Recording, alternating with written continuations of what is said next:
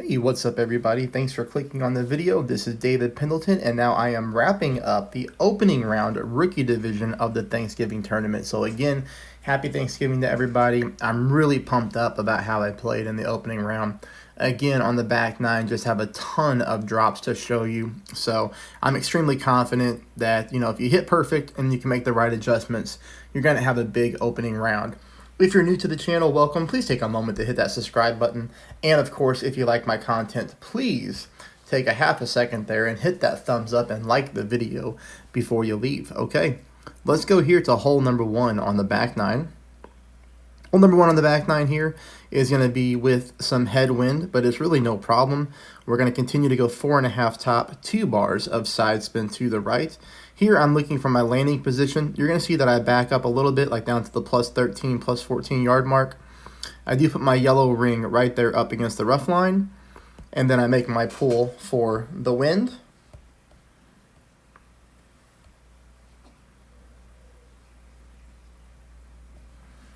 Again, take note of the overpower and the curl here.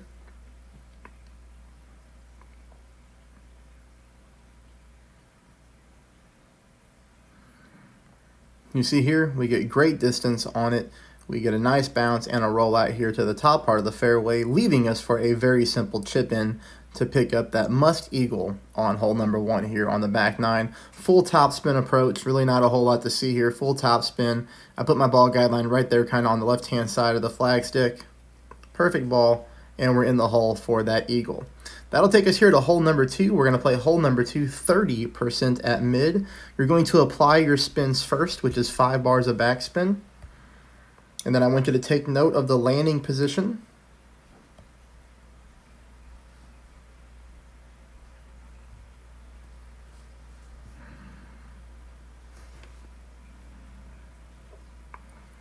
This one doesn't play as consistently as it did on the front nine, but I still do have a hole-in-one to show you here. So definitely happy about that. Do have the eagle on hole one, do have the hole-in-one here on hole two, and then also the albatross on hole three, upcoming on hole four here in a minute. We also have a hole-in-one as well. Just a ton of drops to show you on the back nine, which is why I'm pretty excited about these videos today. Here we go to hole number three. We're going to go ahead and play it 0% at max. We are going to go and play it with a katana still. 3 bars a side spin to the right.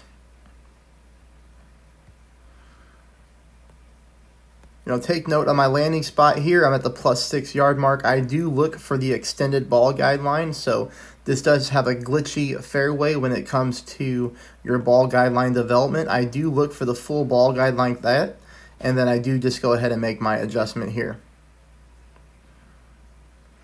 Remember, for shot number two, to bring your Goliath, you may be playing shot number two with your Goliath or your Thorn. That's just going to depend on how many yards you get on the drive.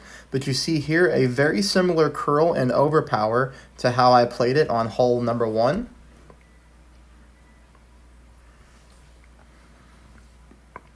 We do get a ton of yards here on the drive. We get a really nice rollout. This is going to go ahead and put us in thorn range for our albatross opportunity. Minus 10% at max. Here I apply my top spin to get enough of the ball guideline going through the hole for top. Remember, if you're playing with the Thorn or you're playing with your Goliath, you need to check the distance of your club. Take a look if you're at minimum, medium, or max, or somewhere in between. Here I'm aiming dead center of the pin, and like I said, I make my wind adjustment.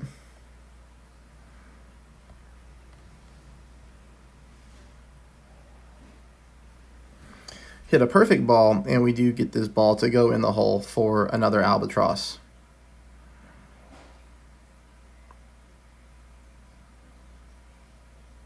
All right. That takes us on here to hole number four, which is our next par three. And like I said, I did pick up the hole-in-one here. 45% at mid. You're going to set your spins first. Okay, and then you're going to find our landing spot.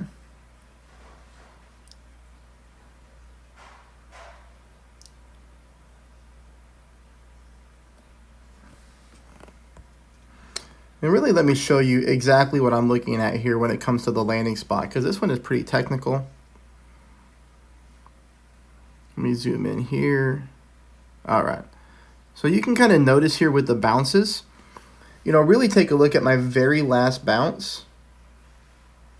And notice how that last bounce is sort of aiming just to the right-hand side of the top left-hand corner of that light green square. If you can aim in that area, you should be, on your way to a hole-in-one, or if not, very close. But again, we're referencing that light green square there where my very final bounce is.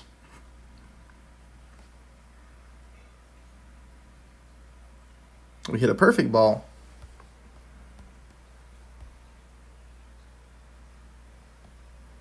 And we get the slow roll drop into the hole for the hole-in-one. That was pretty awesome. That's going to take us to hole number 5. Now, believe it or not, I do pick up an albatross here on hole number 5 as well. So we're going to go with a kingmaker this time because of shot number 2.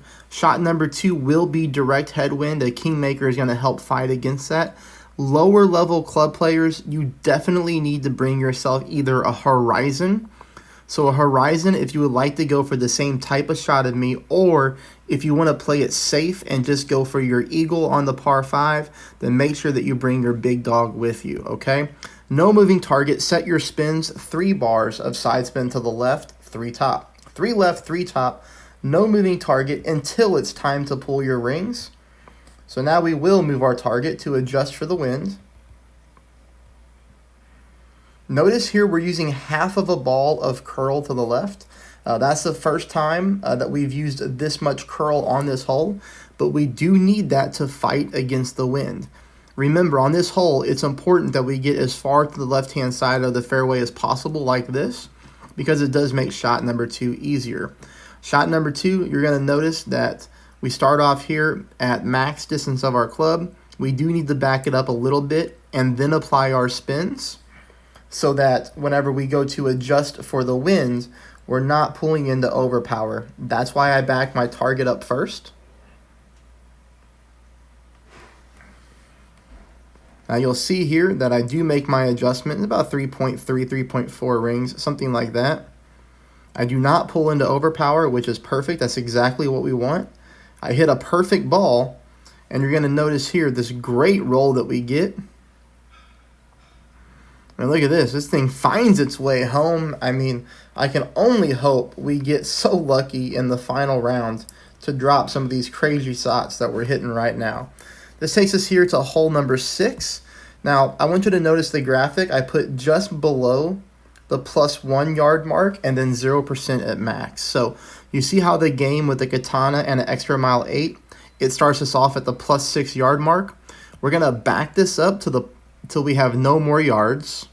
So right when the +1 changes to nothing, you'll see here.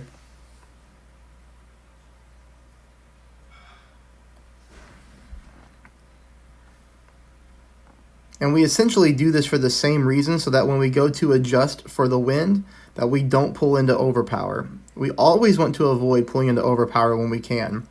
We're going to curl until the left side of our ball covers up the blue adjustment zone, and then we just take our shot. Now you're going to see here, I do come very, very close to the rough. I did go with 1 bar of top spin. We might want to dial that back to about, 0.7. All right, we're going to play this one -10% at mid. Now, the one very strange thing about this hole on the back 9 is both of my opponents ended up picking up birdies for some reason. Now, I'm also in tier 3 with the top tier skill level, so that is kind of strange. You'll see my opponent is way down here on this fairway. He had to lay up and missed it, but my other opponent couldn't even make it because they got stuck in the rough way down on the drive. Okay, so be careful with this hole. It seems to give some people a problem, but overall, I think I got the right play here. 2 bars of top spin combined with 0.6 bars of side spin to the right. And then take a look at how well this shot plays.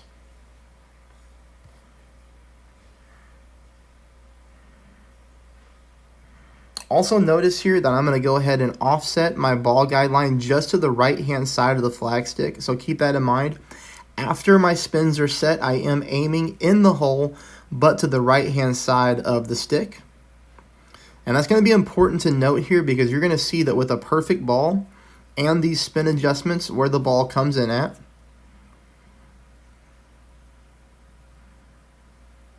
we still miss it to the left. I mean, just by a smidge. The speed is absolutely perfect. So there's a couple things that we could do here. We could go ahead and offset a little bit more, or you could add a little bit more right side spin. If you're going to add a little bit more right side spin, you would want to do it after you have your shot set up just like me. You want to find that landing spot, find that offset, then add, about 0.1 or 0.2 more side spin to the right. That would be the best way to dial in this hole here, number 6. Hole number 7 on the back 9 is played 45% at mid. You're going to set your spins first at 2.8, 2.9 back. Then I want you to find your landing spot.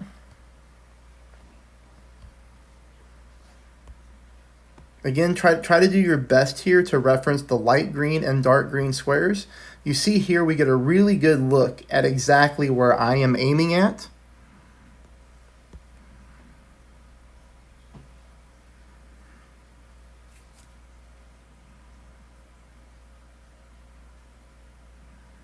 I make my pull.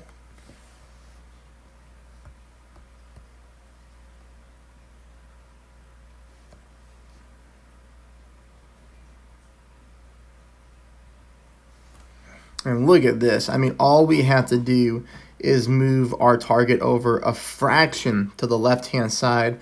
I mean, the speed is absolutely perfect. Everything is right at pin or in the hole. So just move this one over just a smidge. Same elevation, same spins, and you're going to be looking for a really good opportunity for the hole-in-one here.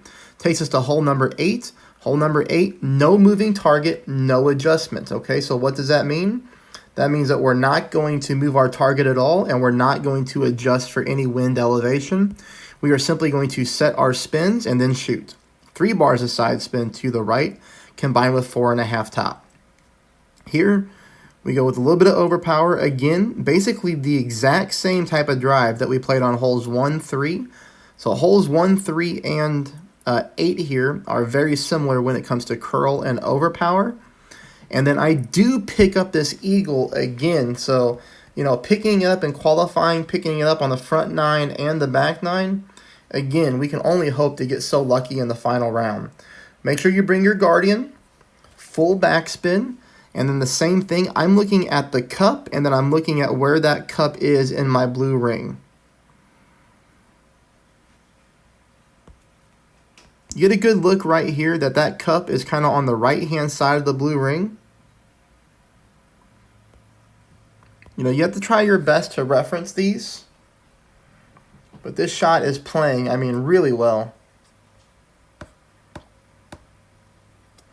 I hit such a minor great left on my other account, and I actually 360'd the hole.